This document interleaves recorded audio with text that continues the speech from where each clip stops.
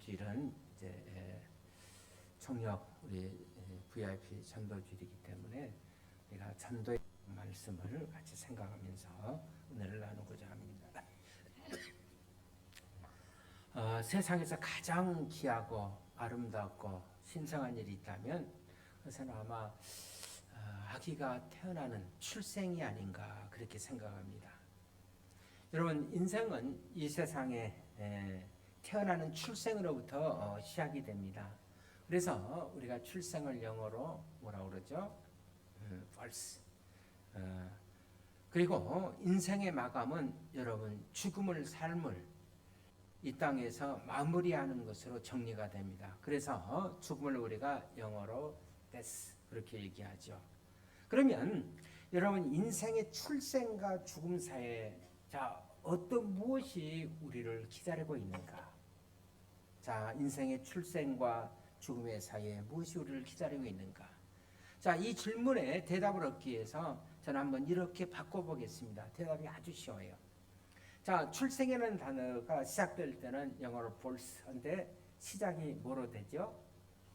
화면에 나와 있죠. 뭐로 됩니까? B로 되고 있어요. 그 다음에 죽음이라는 단어는 뭐로 시작이 됐으니까 시작이 뭐로 되죠? D로 됩니다.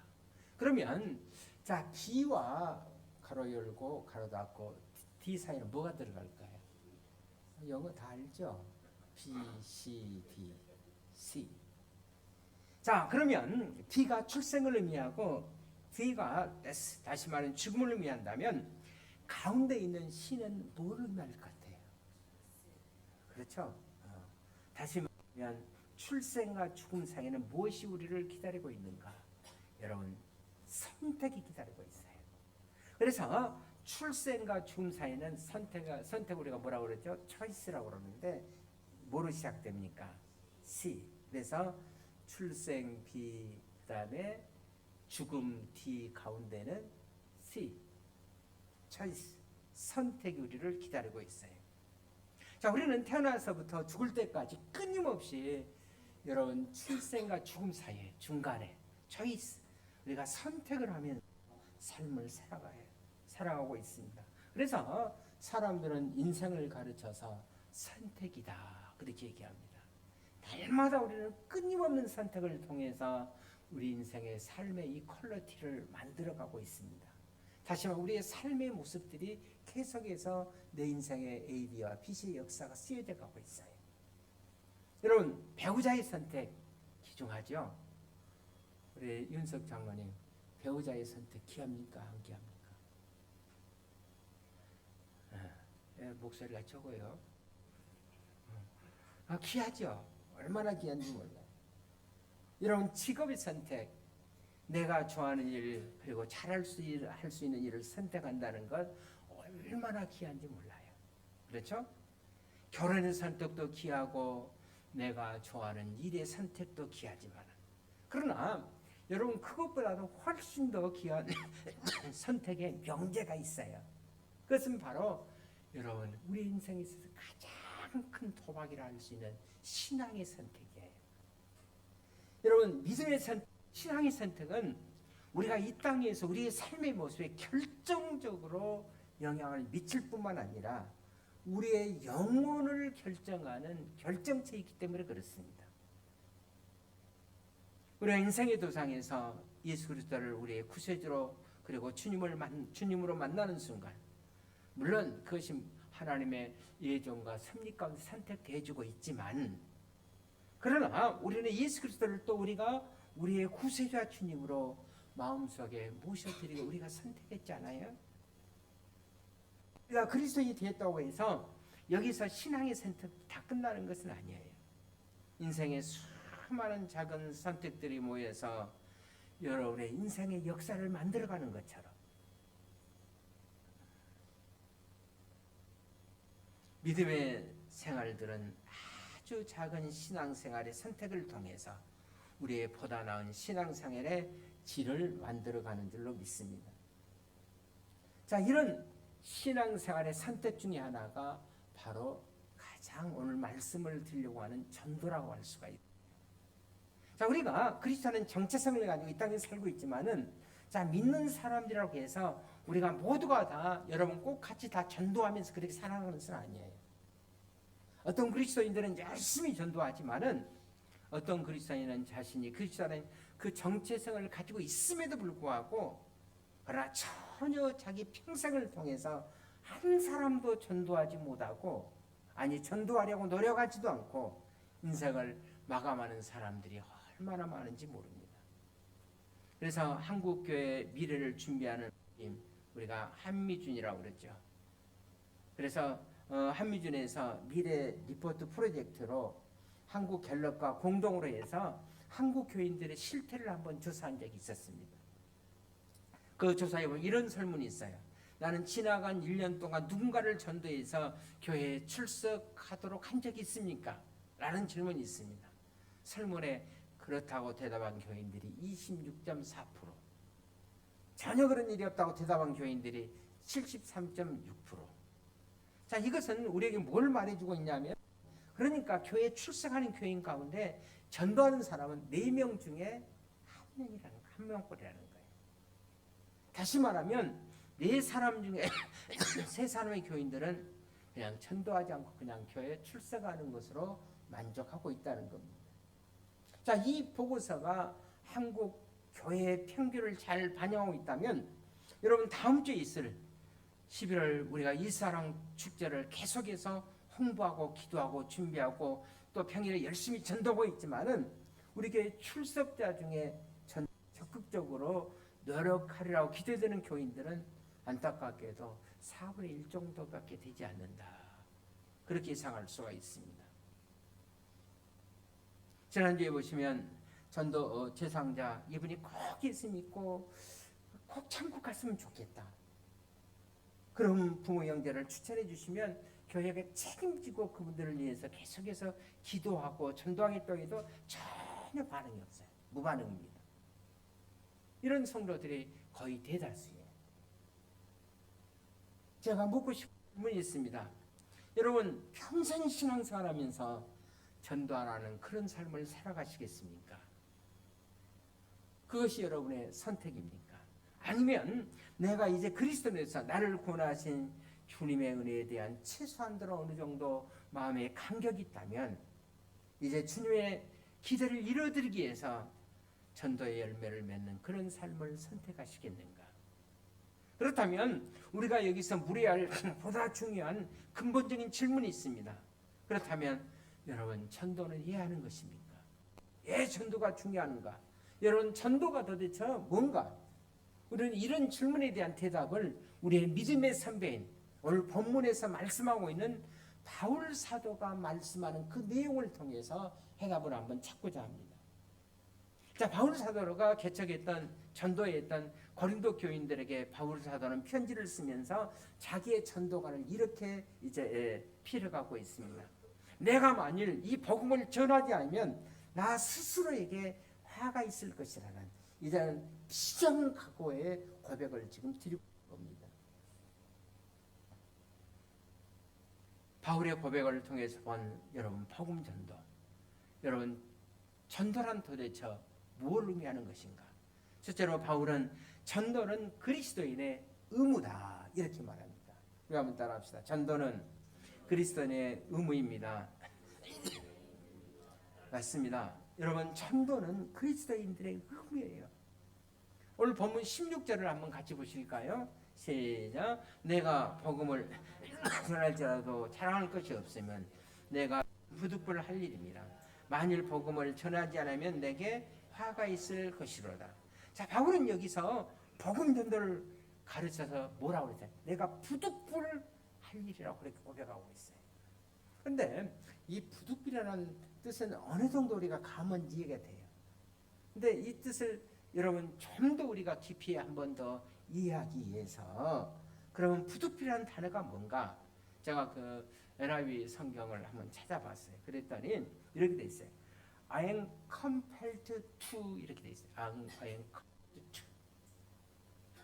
이 말은 무슨 얘기냐면 내가 어떤 감동이 와서 나는 그것을 하지 아니할 수가 없다. 그런 뜻입니다. 다른 번역에서는 abollicated 이런 단어로 썼어요. abollicated to 이렇게 썼어요. 그러니까 이 말은 무슨 abolication은 의무이지 않습니까? 나는 이것에 의무를 느끼고 있다. 그러니까 이 표현은 나는 정말 그렇게 하지 않을 수 없는 거룩한 내 마음속에 어떤 부담을 느끼고 있다는 거예요. 그렇습니다. 여기서 바울은 전도를 피해갈 수 없는 거룩한 부담, 자신에게 거룩한 의무로 그는 생각하고 있어요. 왜 그렇습니까? 그것이 바로 바울 자신을 구원하신 하나님의 은혜에 대한 기대였기 때문에 그렇습니다. 내가 예수 믿고 내가 구원의 은혜를 느끼고 있을 때 내가 받은 구원, 내가 감격한 구원은 결코 나 한 사람에게 머물러 있는 사건이 아니라고 성경은 얘기합니다.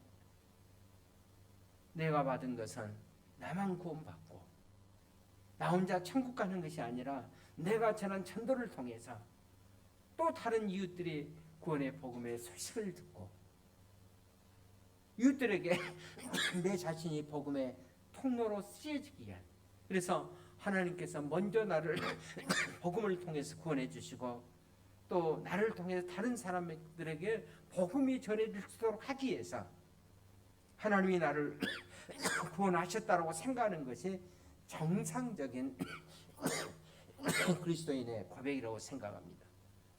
그러나 우리 교회 성도님들을 구원하신 것은 우리를 통해서 또 다른 사람들에게 구원의 메시지를 전하고자 하는 하나님의 기대가 있는 줄로 믿습니다. 그렇기 때문에 여러분 복음 전도는 해도 좋고 안 해도 좋는 옵션이 아니라 여러분 전도는 하나님의 명령이에요. 그래서 우리의 믿음의 선배들은 이 전도를 가르쳐서 The Lord's Grace Commission, 다시 말하면 그리스도의 주님의 지상 명령이다, 그렇게 불렀어요. 우리가 보시는 그 사복음서 마태, 마가, 누가 이 사복음서를 여러분들 읽어보시면 마지막 결론은 딱 하나예요. 같아요. 거의 비슷한 결론이에요. 여러분 마태복음 마지막 결론이 뭐죠? 주께서 사랑하는 11명의 제자를 모아놓고 이제 부활하신 주님께서 마지막 그들에게 이제 당부하는 말씀이 있습니다.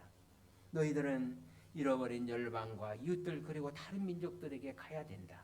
그리고 가서 그들을 뭐로 삼아? 제자로 삼아야 된다.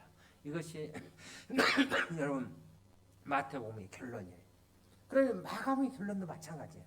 너희는 가서 모든 만민에게 복음을 어떻게? 선포하라. 그것이 마가복음의 결론입니다. 누가복음에도 마찬가지예요.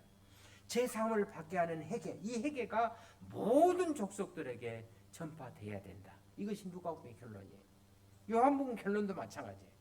아버지께서 나를 보내신 것처럼 나도 너희를 보낸다. 나도 이 복음을 위해서 너희를 세상으로 보낸다. 이것이 바로 요한복음의 뭐예요? 결론이에요. 여러분 하나님 나라 역사를 전개하는 여러분 사도행전 우리가 책을 보시면 여러분 사도행전 1장에서 우리에게 주어지는 이제 큰 명령이 있어요. 그 명령이 뭡니까? 사도행전 1장 8절 오직 성령이 너희에게 임하시면 너희가 권능을 받고 예루살렘과 온 유대와 사마리아 땅까지로 내 뭐가 되라? 증이 되리라. 그러니까 여러분 예루살렘은 어디예요? 예루살렘은 지금 내가 있는 우리 가족에게서부터 우리 이웃들, 그 다음에 여러분 온 유대는 어디예요? 우리나라, 우리 지역들, 그 다음에 사마리아 땅끝은 어디예요? 전 세계까지. 그러니까 복음은 점점점 각 가족에게서부터 확장돼 가는 거예요. 가장 중요한 우리 가족 구원이 무엇보다도 먼저 중요하지 않습니까? 주님께서 이 명령을 우리에게 허락해 주셨어요. 군대식으로 말하면 여러분 사령관이신 예수님께서 우리에게 마지막에 딱 전도 명령을 주신 거예요. 여러분 전시에 사령관이 명령해서 그걸 순종하지 않아요. 그때는 바로 총살입니다. 바로 직결적이에요. 여러분 주께서 이렇게 우리에게 명령하셨다면 여러분 전도 우리가 가볍게 넘길 일이 아니지 않습니까? 군대 용어로 빌린다면 명령 불복종이면 어떻게 된다고요? 그래서 바울은 이렇게 얘기합니다. 내가 이 의무를 명령하지 수행하지 않으면 내게 뭐가 있을 것이다. 내게 화가 있을 것이다. 그렇습니다. 다음 주에 있을 153 우리 11월 유사랑 전도 축제에 내가 많은 사람들 가까운 사람에서부터 작정하고 여러분들이 가서 한 주간 동안 기도하고 열심히 전도해 보십시오. 왜냐하면 전도는 우리 주님이 우리에게 명령하신 대명령이고 이것은 마땅히 성도가 해야 할 뭐예요? 의무이기 때문에 그렇습니다. 여러분 따라 전도는 의무입니다. 그렇다면 우리가 의무를 잘 수행해야 되지 않겠어요? 두 번째로 바울이 행한 전도는 또 뭔가? 전도는 주님이 우리에게 주신 최대 축복임의 특권이에요. 한번 따라합시다. 전도는 우리 주님이 우리에게 주신 최대 축복이며 특권이다. 죄송합니다. 내가 짧게 얘기해야 되는데 항상 제가 착각을 해요. 전도는 여러분 단순한 의미가 아니라 여러분 축복이고 뭐예요? 특권이에요. 전도는 부득불 할 수밖에 없는 것.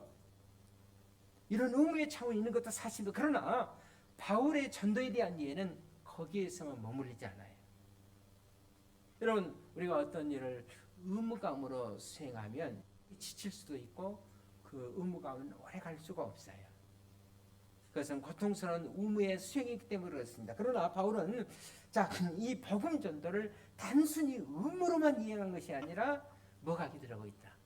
우리에게 상급이 기다리고 있다. 그렇게 말씀하고 있어요. 자, 17절을 우리 한번 같이 보십시다. 시작. 내가 내 자유로 이것을 행하면 상을 얻으려니와 내가 자유로 아니한다 할지라도 나는 사명을 받았노라. 내가 자유로 이것을 행하면 그냥 우러나와서 무엇을 얻는다고요? 상을 얻는다 그랬어요.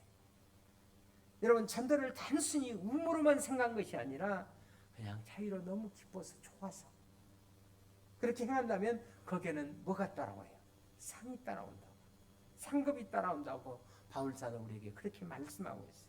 그러니까 여러분 전도는 기쁜 마음으로 즐거운 마음으로 그런 의미에서 여러분 그리스도인들에게서 복음 전도는 거룩한 의무일 뿐만 아니라 부담일 뿐만 아니라 전도는 하나님의 상급이 약속되어 있는 뭐예요? 특권인 줄로 믿습니다. 그런데 전도의 상급 그러면 우리가 일반적으로 세상 끝나고 미래의 천국에서 주님이 우리에게 주실 소위 그냥 멸류관으로 그렇게만 이해할 수도 있어요. 그런데 오늘 본문에서 바울 사도가 말하는 상급은 그런 상급이 아닌 것 같아요. 여러분 18절을 한번 같이 볼 수 있기를 바랍니다. 그 상급의 정체를 18절에서 같이 보십시다. 시작. 그런즉 내 상이 무엇이냐? 내가 복음을 전할 때 값없이 전하고 복음으로 말미암아 내게 있는 권리를 다 쓰지 아니하는 이것이로다 그랬어요. 자, 상급이 뭐냐? 바울이 스스로 묻습니다. 내가 복음을 전할 때 뭘 바라지 않고 대가를 바라지 않고 값없이 전도하는 것 그 자체가 내게 상급이라는 얘기예요. 그러니까 바울 사도는 그 사도로서 자기가 쓸 수 있는 권위가 있음에도 불구하고 때로는 그것 때문에 전도에 방해가 되지 않기 위해서 권리를 유보하고 자기 권리를 포기하는 것. 이것이 내 상급이다 그랬어요. 매우 역설적이에요. 잘 들으셔야 합니다.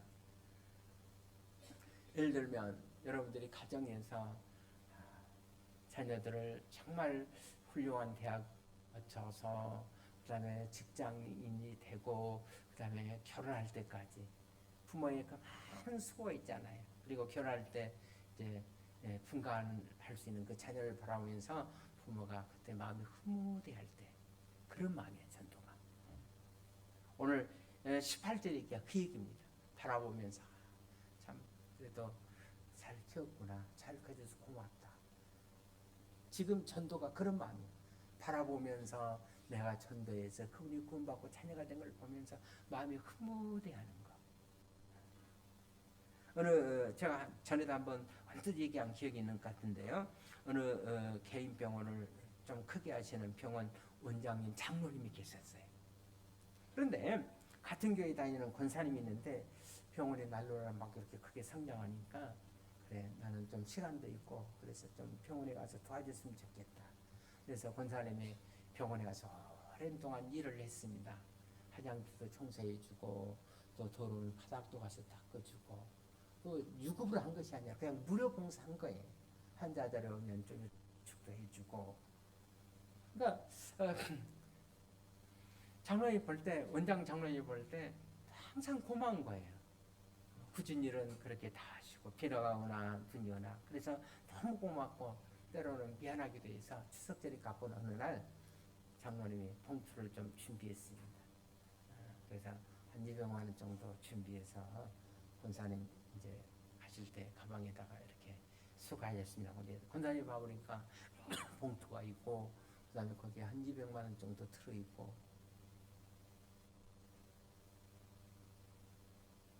여러분들 모션을 보니까 좋겠다 그런 느낌 같아요. 그래서 권사님 그걸 내보니까 있어요. 그래서 그 다음 날 아침에 일찍 병원에 가서 원장 장로님한테 갖다 드리면서, 장로님 사실은 장로님이 제게 이걸 주시면 고맙고 감사한데, 사실은 제가 이걸 받으면 제가 어떤 저기 뭡니까 보상이나 바로 하는 것처럼 되지 않습니다. 내가 정말 기쁜 마음으로 감사한 마음으로 내가 봉사했고 또 하나님께서 제게 더 큰 상을 주실 터인데, 장로님 바꿔오니까 너무 마음이 불편하고 그래서 다시 가지고 왔습니다.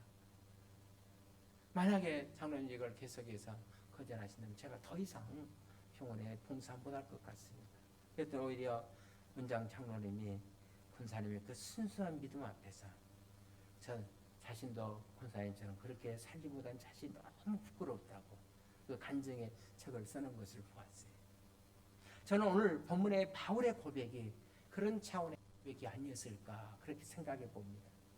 이런 전도의 미래의 전도의 상급도 있지만은 바울은 이렇게 말하는 거예요. 바울은 내가 전도하는 그 자체가 내게 즐거움이고 내게 축복이었다라고. 내가 전도하는 그 자체가 내게 감사라고. 그것이 내게 상급이었다라고. 내가 전도하다가 아픔을 당해도 내가 무엇인데 이렇게 전도할 수가 있는가.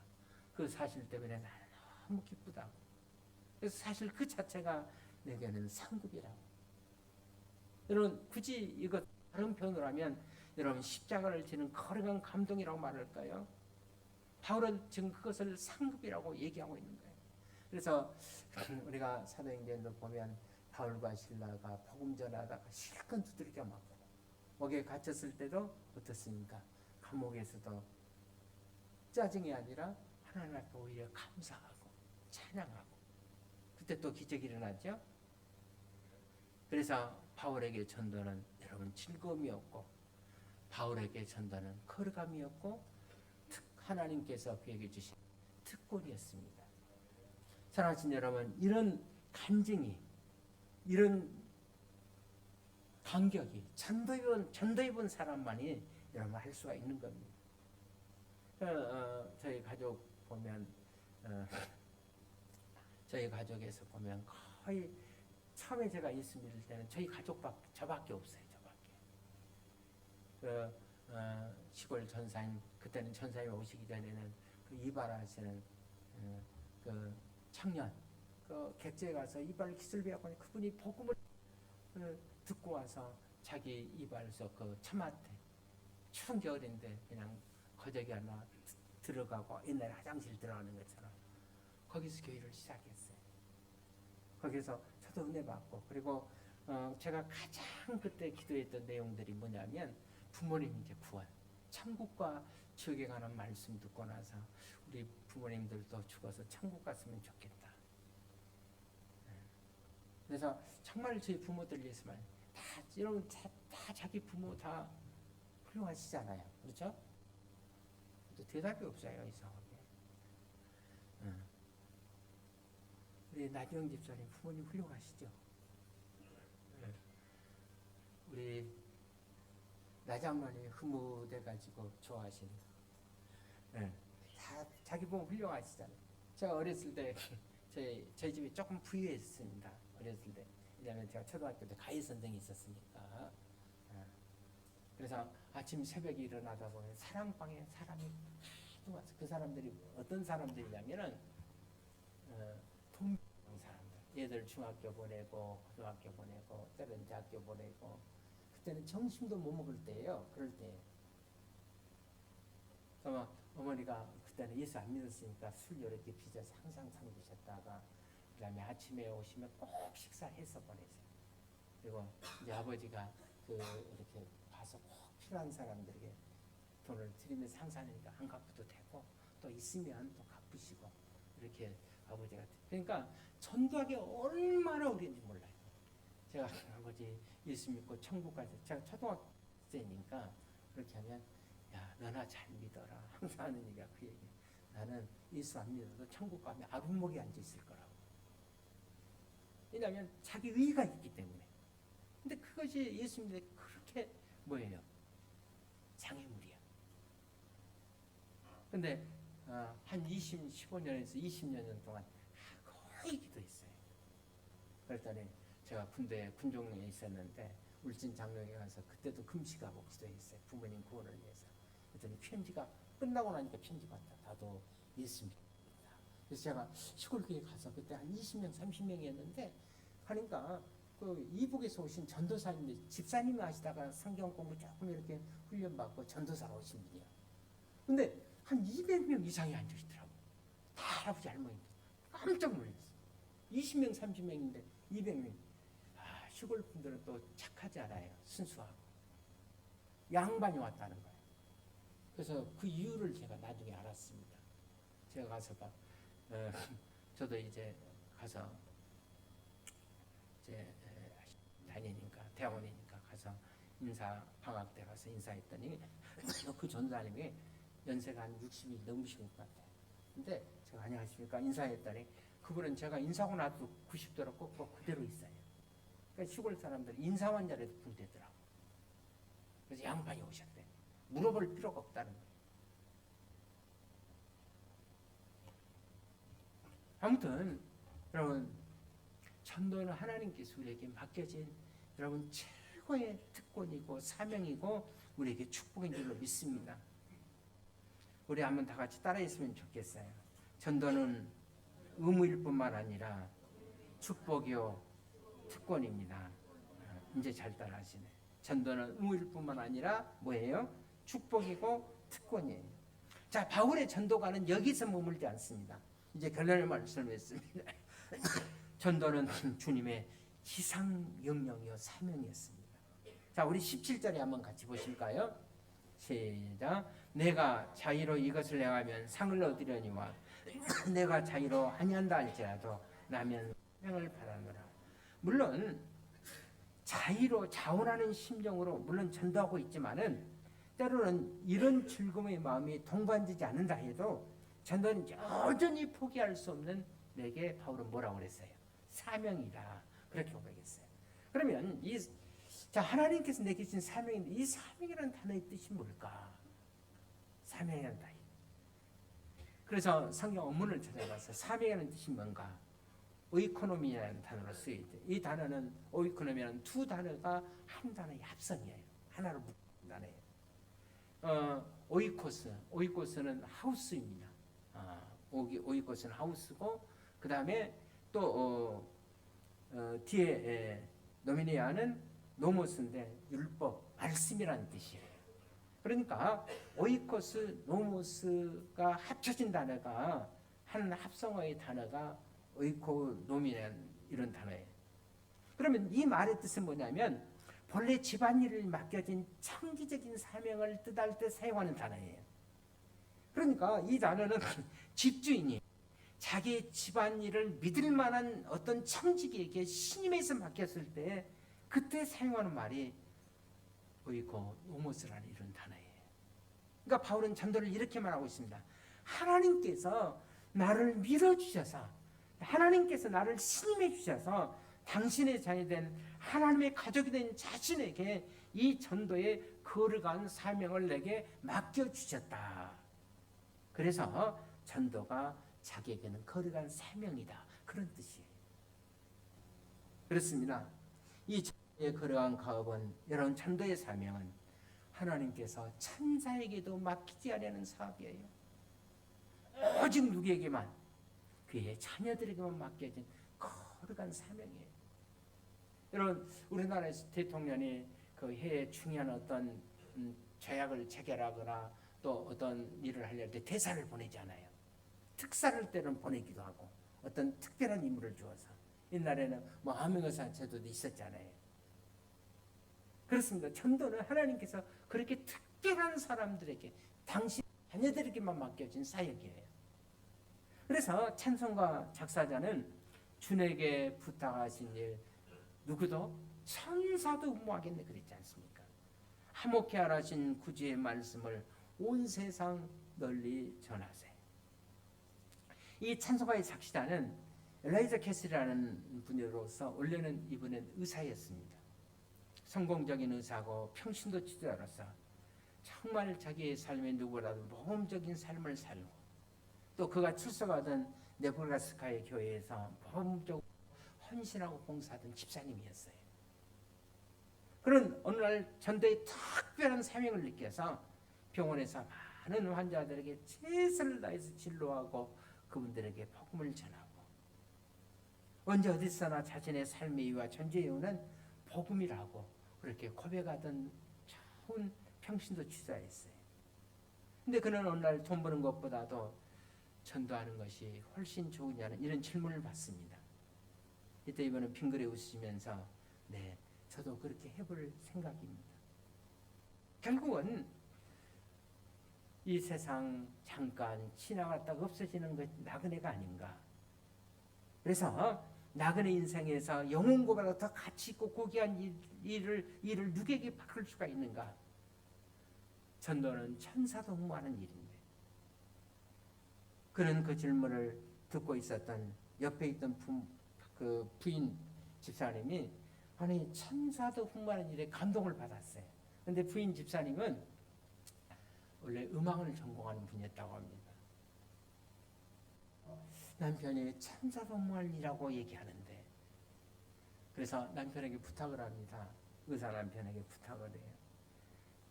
천사도 흠모할 일이라고 하시는데 거기에서 시를 쓰면 내가 음악을 전공하기 때문에 내가 그 시에다가 내가 작곡을 하겠다고. 그래서 남편의 의사인 남편이 시를 쓰고 부인이 작곡해서 탄생한 바로 시가 찬송가 508장에 있는 찬송이에요. 우리가 지금은 나그네 되어도 화려한 천국에 뭐다나 가리니 이 세상에 있을 때 주 예수여 우리가 힘써 일하세 주에게 부탁하신 일 천사도 흠모하겠네. 그런데 그의 나이 60을 넘기면서 파트타임으로 시간이 있을 때마다 나가서 전도하고 또 사람들이 전도했는데 그의 마음속에 전도에 관한 열정이 끌어오르기 시작했어요. 그래서 내가 파트타임보다는 내가 신학을 제대로 해서 복음을 더 풀타임으로 매진하는 게 좋겠다. 그래서 그는 이제 목회 길로 들어섭니다. 이 부분은 교회 작은 교회 목사로 부임하면서 심사를 통해서 아내가 시를 쓰고 남편이 시를 쓰고 아내가 작곡한 그 찬송을 심사를 대신해서 불렀다고 합니다. 우리가 지금은 나그네 되어도 화려한 천국에 뭐다나 가리니 이 세상에 있을 때 주 예수여 우리가 힘써 일하세 주에게 부탁하신 일 천사도 흠모하겠네. 화목케 하라신 구주의 말씀을 온 세상 널리 전하세. 그리고 이 카실이라는 이제 의사였던 이분이 이제 신임 목회자에 부임한 지 얼마 되지 않아서 부인이 열심히 전도하다가 그만 교통사고로 돌아가시게 돼요. 누군가가 장례식에 와서 그에게 이렇게 얘기했답니다. 목사 되신 거 후회하지 않느냐고. 목사가 안 되시고 의사로 계속 있었으면 부인이 전도가 나갈 일도 없었을 것이고 그러면 빨리 돌아가실 일도 없었지 않겠느냐고. 이때 캐슬 목사님의 대답이 뭔지 아세요? 제 아내는 우리가 지금은 나그네 되어도 이 찬송을 찾고 하면서 제가 이런 얘기를 했습니다. 참 지난 이 세상 나그네 인생길에 당신이 이렇게 행복하게 전도하는데 이렇게 행복하게 전도하는 당신의 곁에 머물미 너무 행복하고 혹시 당신보다 자기 먼저 이 세상 앞서 떠나가는 일이 있다 할지라도 편함없이 천국에서 당신의 전도에 사역의 응원자가 되어서 열심히 내가 응원할 거라고. 나는 당신의 이 땅에서 뿐만 아니라 영원한 동력자라고. 지금도 내 안에는 천국에서 그렇게 나를 응원하고 있을 것이다. 그렇게 그분에게 얘기하면서 내 아내가 사고 나는 그날 밤도 한 영혼의 전도하기 위해서 가다가 그 사고를 만난 것이라. 저는 그것이 사고라고 생각하지 않는다. 한 영혼을 사랑해서 하나님 앞에 자기의 생명을 소중히 드는 것으로 생각합니다. 그리고 어느 때 캐슬 목사님은 제 아내 장례식에 마지막 원교인들에게 이 찬송을 불러줄 것을 요청했다고 합니다. 우리가 지금은 나그네 되어도 화려한 천국에 모자라 가리니 이 세상 있을 때 주 예수 우리가 힘써 일하세. 주에게 부탁하신 일 천사도 후모하겠네. 화목케 하라신 구제의 말씀을 온 세상 널리 전하세. 저는 이것이 여러분 사명자의 모습이라고 생각합니다. 여기에 우리의 선택이 있어요. 제가 설교 요약도 그렇게 맨 마지막 부분에 있습니다만은 사명자로 사시겠습니까? 아니면 인생의 방랑자로 사시겠습니까? 내 인생의 목적도 희미한 채로 오늘은 이일, 내일은 저일, 내가 무엇을 일을 사는지도 알지 못하고 떠돌아다니고 끝내버리는 인생. 아니면 나를 구원하신 주님의 그 고귀한 은혜에 대한 보답으로 내 인생을 주 앞에 드리는 이 전도자의 생애, 사명자의 생애. 여러분 여기에 우리의 선택이 있어요. 여러분들은 사명자로 살아기를 원하십니까? 아니면 그냥 방랑처럼 살다가 이 세상 떠나기를 원하십니까? 기도하겠습니다. 하나님 아버지,